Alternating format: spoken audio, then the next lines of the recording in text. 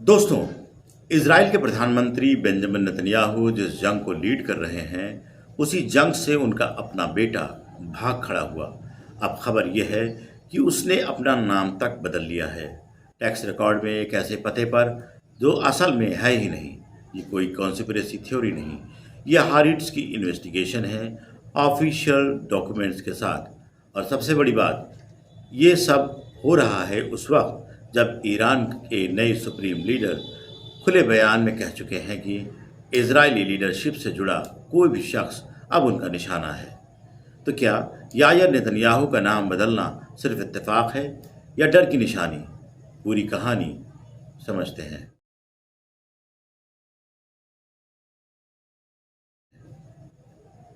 34 साल के Yair Netanyahu PM Benjamin Netanyahu के बड़े बेटे हैं।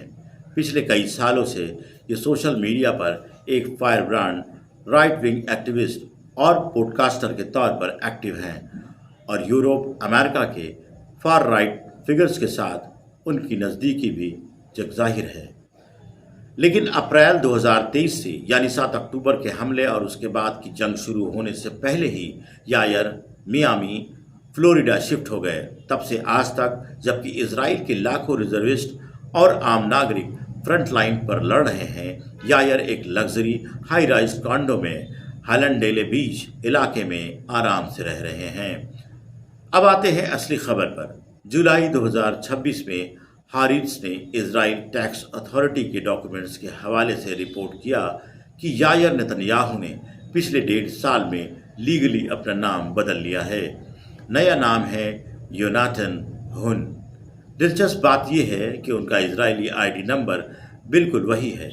2024 के टैक्स डॉक्यूमेंट पुराने नाम पर थे और 2026 वाले नए नाम पर, लेकिन दोनों में एड्रेस एक ही दिया गया है, बालफोर ओ, यानी एक ऐसा पता जो असल में एग्जिस्ट ही नहीं करता, सिर्फ सिंबॉलिक है। अब सवाल, ये नाम आया कहाँ से? योनाथन उनके चचा यानी बेंजामिन नेतन्याहू के भाई योनाथन योनी नेतन्याहू के नाम है, जो 1976 के मशहूर एंटेबी रेस्क्यू ऑपरेशन में मारे गए थे। और हुन उनके नाना सारा नेतन्याहू के पिता शुमेल का असली सरनेम था, जिसे बाद में हिब्रू में बदलकर बेन आर्जी कर दिया गया था। शुमेल खुद ब्रिटिश मैंडेट के दौर में इरगुन और हगाना नाम के यहूदी अंडरग्राउंड मिलिशिया संगठनों से जुड़े थे। उन्हें उस वक्त ब्रिटिश हुकूमत आतंकी संगठन करार देती थी। हालांकि इजरायली नैरेटिव में उन्हें आज़ादी की लड़ाई का हिस्सा माना जाता है। इजरायली कानून के मुताबिक एक बार नाम बदलने के बाद अगले 7 साल तक वो इरिवर्सिबल होता है। और मज़ेदार बात, यायर सोशल मीडिया पर आज भी अपने पुराने नाम से ही एक्टिव हैं। तो असली मकसद क्या है, ये अभी क्लियर नहीं है। और ये कोई पहली बार नहीं है। खुद पीएम बेंजामिन नेतन्याहू 1970-80 के दशक में अमेरिका में पढ़ाई और काम के दौरान खुद को बेन नेताई कहलाते थे, ताकि अमरीकियों को नाम बोलना आसान लगे। छोटे बेटे एवनेर नेतन्याहू ने भी कुछ साल पहले नाम बदलकर एवी सीगल रख दिया था। ये उनकी दादी का मायके का नाम है। इसी नाम से उन्होंने लंदन के पास ऑक्सफोर्ड में करीब 5 लाख पाउंड की एक फ्लैट खरीदी। हालांकि एवनेर 2023 में वापस इजराइल लौट गए, लेकिन दिलचस्प बात, उनका भी कभी ड्राफ्ट नहीं हुआ। तो पैटर्न साफ है, नाम बदलना, प्रॉपर्टी छुपाना और स्क्रूटनी से बचना, ये नेतन्याहू परिवार में जैसे एक ट्रेडिशन बन चुका है। अब बात करते हैं सबसे विवादास्पद हिस्से की, पैसा और security. Israeli media reports, times of Israel, Jerusalem post, channel 12 के मुताबिक यायर को शिन बेट यानी इजराइल की इंटरनल सिक्योरिटी एजेंसी से 24 घंटे प्रोटेक्शन मिलती है, जिसमें 2 बॉडीगार्ड्स, एक पर्सनल ड्राइवर और डेली अलाउंस शामिल है। इसकी अनुमानित सालाना लागत करीब 25 लाख शेकेल यानी लगभग $7 लाख बताई गई है, जो पूरी तरह इजरायली टैक्सपेयर्स की जेब से जाती है। और अब सबसे इंटरेस्टिंग बात, जब 2024 में पीएम नेतन्याहू के ऑफिस ने यायर के लिए और ज़्यादा सिक्योरिटी की डिमांड की, तो उनकी वजह बताई गई ईरान से रिटेलिएशन का खतरा। ये बात उस वक्त की है जब इजराइल ने हमास के लीडर इस्माइल हानिया और हिजबुल्लाह कमांडर फुआद शुकर को मार गिराया था और ईरान ने बदले की धमकी दी थी। और अब 2026 में तो हालात कहीं ज़्यादा संगीन हो चुके हैं। फरवरी 2026 में खुद ईरान के supreme leader Ayatollah Ali Khamenei America Israel के जॉइंट स्ट्राइक में मारे गए। अब उनके बेटे मुस्तफा खामेनेई नए सुप्रीम लीडर हैं और 9 जुलाई 2026 को अपने पिता की तदफीन के बाद जो लिखित बयान जारी किया वो बेहद ख़तरनाक था।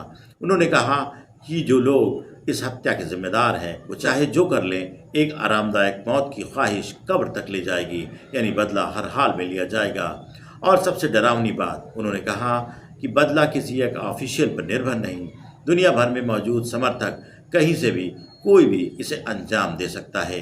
यानी सोचिए, एक तरफ इजराइल की जनता, उनके सैनिक, उनके आम नागरिक इस जंग का सीधा खामियाजा भुगत रहे हैं, वहीं दूसरी तरफ खुद पीएम का बेटा जिनका नाम नेतन्याहू है, यानी जो इस जंग की लीडरशिप से सीधे माना जाता है, मियामी के एक लग्जरी कॉन्डो में टैक्सपेयर्स के पैसे से मिली सिक्योरिटी के साथ आराम से बैठा है। और अब जबकि ईरान की तरफ से सीधी धमकी आ चुकी है कि जिम्मेदार लोग टारगेट हैं, नाम बदलना क्या सिर्फ इत्तेफाक लगता है? किसनेट यानी इजरायली संसद ने भी यह मुद्दा कई बार उठ चुका है। विपक्ष के सांसदों ने सीधा सवाल पूछा, जब पूरा देश जंग में झोंका जा रहा है तो टैक्सपेयर का पैसा एक ऐसे शख्स की सिक्योरिटी पर क्यों खर्च हो रहा है जो देश में है ही नहीं। शिनबेट के पूर्व अधिकारियों ने भी इसे प्रोटोकॉल से बाहर बताया, क्योंकि आमतौर पर ये सुविधा सिर्फ पीएम, राष्ट्रपति और सुप्रीम कोर्ट के प्रेसिडेंट जैसे टॉप पदों को मिलती है।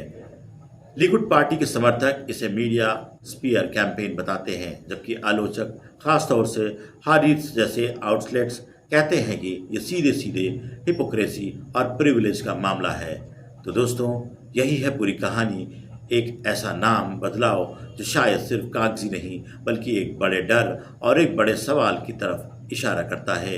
एक तरफ जंग की आग में झुलसता इजराइल, दूसरी तरफ ईरान की खुली धमकी और तीसरी तरफ पीएम का अपना बेटा नए नाम और छुपे पते के साथ हजारों मील दूर आराम की जिंदगी जी रहा है। आपकी क्या राय है? क्या ये सिर्फ प्राइवेसी का मसला है या कुछ छुपाने की कोशिश? कमेंट में ज़रूर बताइएगा।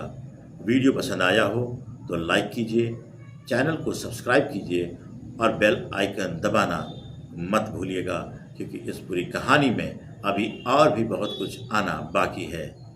मिलते हैं अगली वीडियो में, तब तक अपना और अपनों का ख्याल रखिए। शुक्रिया।